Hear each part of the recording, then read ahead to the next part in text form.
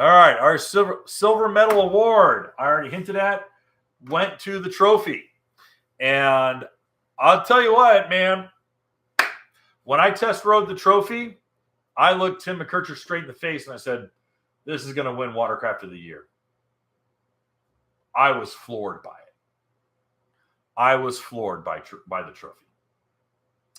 And what Sea-Doo was able to accomplish, innovation on that ski is toe-to-toe with the innovation on the Cowie. All right. The live well pump that also disconnects to wash off the deck and wash off the cutting board. The integrated hard-mounted cleat and anchor on the gunnel. The swivel seat that also has its own dedicated hard mount with a signal in it that restricts throttle control. You know, the large Garmin touchscreen with the in-hull transducer, of course. But the trophy did everything right. Honestly, the trophy did anything. I really don't have criticisms of the trophy. I don't. I really don't have criticisms of the trophy. The trophy is not overpriced. I mean, in comparison to everything else that's on the market, because they could have bat for the fences and made that thing $20,000. They did a really good job of making the trophy stand out. You know, it has these 3D printed, raised emblems that say trophy on it. It's got a unique look and coloring. It stands out from the rest of the FishPros. It's got the big tank and extra rod holders. It's got all that really neat stuff on it.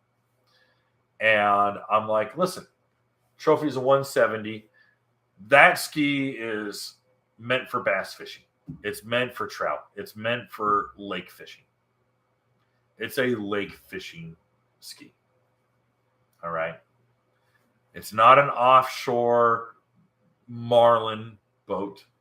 It's not trying to be anything else. No, don't get me wrong. There's going to be guys out there who are going to be going for bluefin and yellowtail and all sorts of crazy, crazy fish. Fine, cool. I get it. Whatever. All right. Live well. That's what you want a live well for, is stuff like that. But I just had so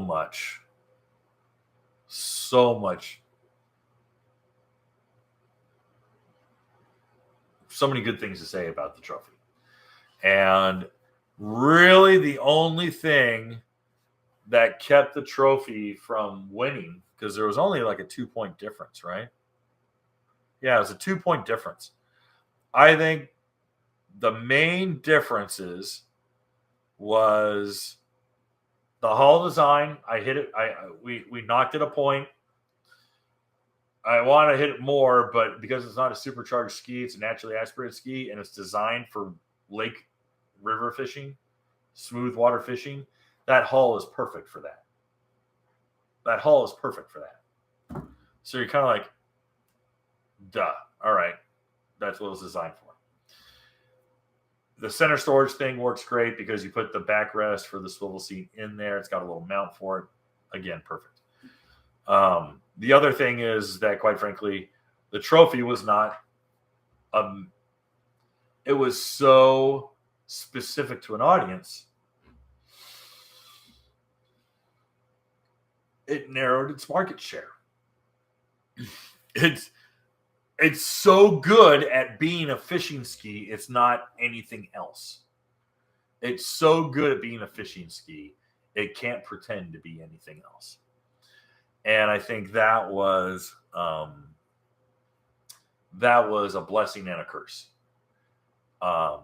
Anyone who's interested in jet ski fishing, trophy. All right. But so that really, that's why the trophy won second place. That's really, it just was too good at being specific. That sounds kind of weak, but It is what it is. Hey guys, thanks for hanging out. This clip was taken from our weekly podcast that we record here every Sunday night at 8 p.m. Eastern Standard Time. If you want to watch the whole video, you can go to the Watercraft Journal's YouTube channel, go to playlists, and then click on live sessions. You're going to see it there. Otherwise, go ahead and leave a like, a comment, and definitely subscribe to the channel. It helps us grow. And again, thanks again for watching our videos, and we hope to see you soon.